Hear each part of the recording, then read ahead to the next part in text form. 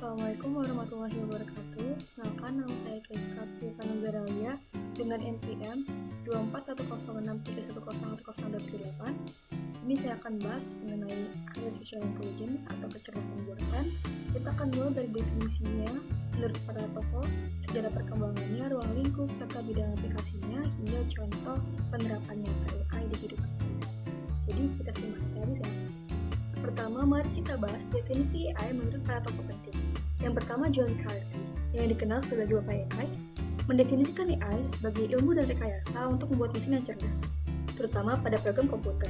Fokusnya pada bagaimana mesin bisa meniru kecerdasan manusia.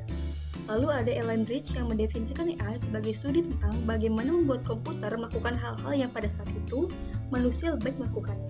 Penekanan Alan Rich ini lebih kepada membandingkan kemampuan mesin dengan manusia dan bagaimana AI bisa menutup kesenjangan tersebut.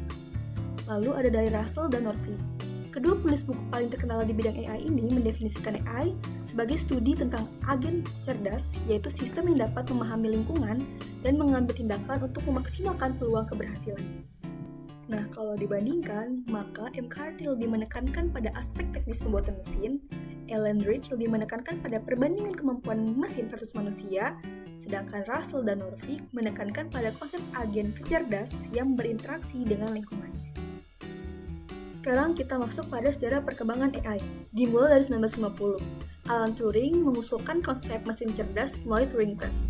Lalu di 1956-nya, konferensi Dartmouth jadi titik awal resmi lahirnya bidang AI. John McCartney juga mencetuskan istilah artificial intelligence. Lalu di 1960 sampai 1970, AI mulai berkembang ke sistem berbasis aturan atau expert system seperti Dendral dan Maysin. Lalu di 1980 mulai digunakan dalam bidang atau dunia industri untuk diagnosis dan juga otomasi. Lalu 1997, komputer Deep Blue dan IMB mengalahkan juara catur dunia Garry Kasparov. Ini menjadi tunggakan besar pada saat itu. Nah, di tahun 2000-an hingga sekarang munculnya machine learning, lalu deep learning dan big data membuat AI semakin canggih. Contohnya, ada mobil otonom, lalu chatbot, dan berbagai aplikasi berbasis AI yang kini kita gunakan setiap hari. Ruang lingkup AI dalam bidang aplikasinya, AI ini punya ruang lingkup yang sangat luas, meliputi pembelajaran mesin atau machine learning. Ini membuat sistem bisa belajar dari data. Pemrosesan bahasa alami atau Natural Language Processing atau NLP membuat komputer bisa memahami bahasa manusia. Lalu ada computer vision, membuat komputer bisa mengenali gambar dan objek visual. Dan robotika, membuat mesin yang bisa bergerak dan bertindak secara fisik. Contoh 3 bidang aplikasi utama. Yang pertama, di bidang kesehatan, AI dipakai untuk mendeteksi penyakit, analisis citra medis, bahkan rekomendasi obat. Lalu di bidang transportasi, mobil tanpa supir misalnya, sistem navigasi, hingga manajemen lalu lintas pintar. Dan yang ketiga, bisnis dan keuangan, analisis pasar saham, mendeteksi penipuan, hingga customer service, otomatis dengan chatbot. Nah, adapun contoh penerapan AI dalam kehidupan sehari-hari, yang pertama adalah sebagai virtual assistant kita, yaitu contohnya Siri, Google Assistant, ataupun Alexa, itu membantu kita menjawab pertanyaan, mengatur jadwal, hingga mengendalikan perangkat di rumah kita. Lalu ada rekomendasi konten di YouTube, Netflix, ataupun Spotify. Itu membuat kita bisa menemukan lagu, ataupun film, video sesuai dengan minat kita. Lalu ada e-commerce dan marketplace.